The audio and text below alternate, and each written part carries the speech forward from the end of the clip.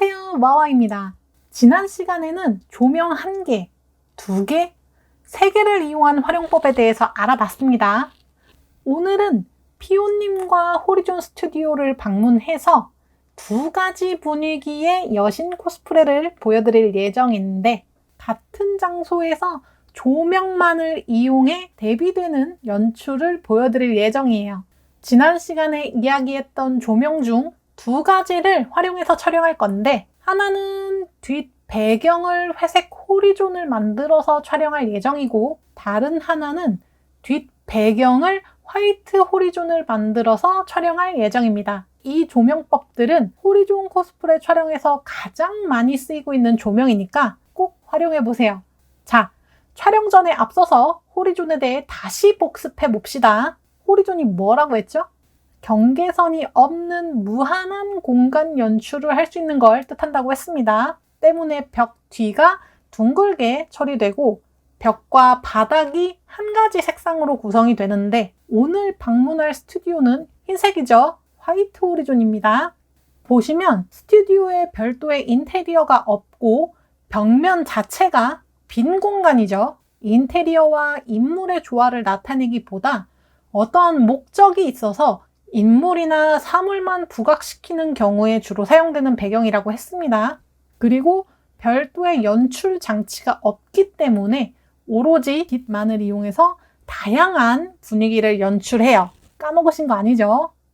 까먹으신 분들 챕터 2를 복습해 주세요. 다시 촬영으로 와서 오늘의 스튜디오입니다. 개인적으로 호리존 스튜디오의 선택 기준을 말씀드리면, 사방이 어두워 주변에 잣빛이 없어야 되고 천장이 비교적 높아야 됩니다.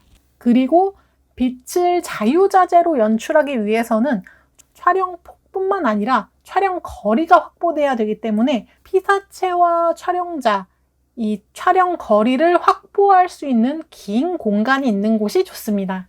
마지막으로 스튜디오 내에 조명이 많아야 돼요. 많으면 많을수록 더 좋아요. 호리존 스튜디오를 방문할 때는 가급적 조명 3개 이상을 확보할 수 있는 곳으로 가세요. 자, 다시 촬영으로 넘어와서 피오님이 만들어주신 2장의 레퍼런스를 보시죠. 레퍼런스를 만드는 과정은 챕터 3을 확인해 주세요. 지금부터 레퍼런스와 촬영 현장을 비교해 가면서 설명을 할게요. 첫 번째 레퍼런스입니다. 전쟁의 여신을 표현한 듯한 구성이에요. 배경은 회색 호리존으로 여신의 머리부터 의상까지 전체적으로 화이트 톤으로 가기 때문에 배경을 죽여서 어두운 느낌을 가져가되 인물은 더욱 부각시킬 예정입니다. 치마폭이 생각보다 넓지 않은 관계로 추가적으로 천을 합성해 더욱 넓게 펄럭이는 느낌을 줄 예정이고, 날개와 체인 역시 공간감을 주기 위한 요소로 추가로 촬영에 합성할 예정인데, 이건 피오님이 합성을 해주실 예정이에요. 조명은 총 2개를 사용할 예정입니다. 천장에 하나, 측면에 하나를 사용하고 반사판을 이용해 조명에 의해 생기는 명암 대비를 줄여줄 예정이에요. 사실 조명 구성은 2개지만 반사판까지 들어갔기 때문에 응용법으로 보면 3점 조명과 같습니다. 3점 조명이란 인물 촬영 또는 영상 촬영에서 가장 많이 쓰는 조명 방식을 말하는데, 메인이 되는 가장 밝은 조명을 키라이트라고 부르고, 키라이트로 인해 원치 않게 생긴 그림자를 없애기 위해 들어가는 조명을 필라이트라고 부릅니다. 필라이트는 키라이트에 비해 비교적 약하게 들어가기 때문에 광량이 약한 조명 또는 반사판을 사용합니다. 그리고 머리에 하이라이트를 넣어주는 조명을 백라이트라고 부르는데, 인물 외곽 라인을 살려서 입체감을 주기 위해 사용하는 조명입니다. 기억해 두시면 진짜 많은 도움이 되겠죠. 코스프레가 이렇게 사람을 배우게 만듭니다. 다시 촬영으로 돌아와서 배경을 회색으로 만드는 원리는 이래요. 우선 천장의 조명부터 설정할게요. 빛이 닿지 않는 부분은 어둡게 표현되기 때문에 조명의 각도를 살짝 정면으로 틀어줍니다.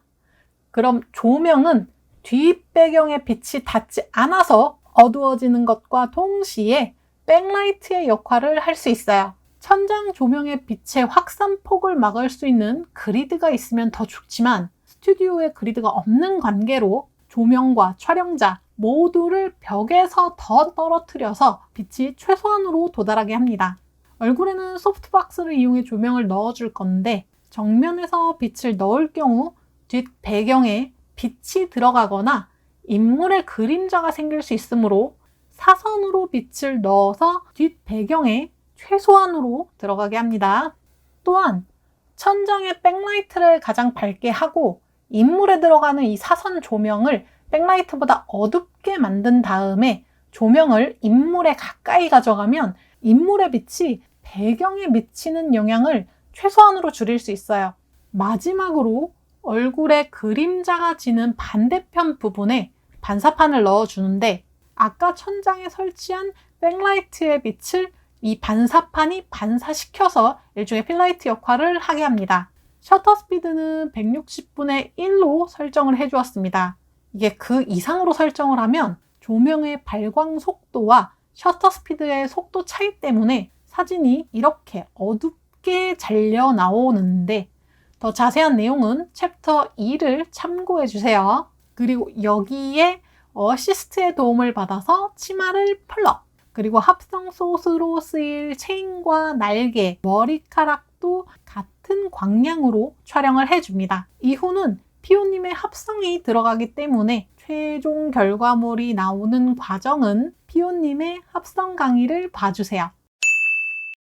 자, 두 번째 레퍼런스입니다. 첫 번째 레퍼런스가 인물에 강인한 느낌을 주기 위해 뒷 배경을 회색으로 처리했다면 이번엔 밝고 부드러운 느낌을 주기 위해 배경을 하얗게 만들 예정이에요. 그리고 추후에 여기에 머리카락과 인물이 부서진 효과를 넣어주신다고 해요. 이번엔 아까랑 다르게 조명 3개를 이용해서 촬영할 예정이에요. 우선 뒷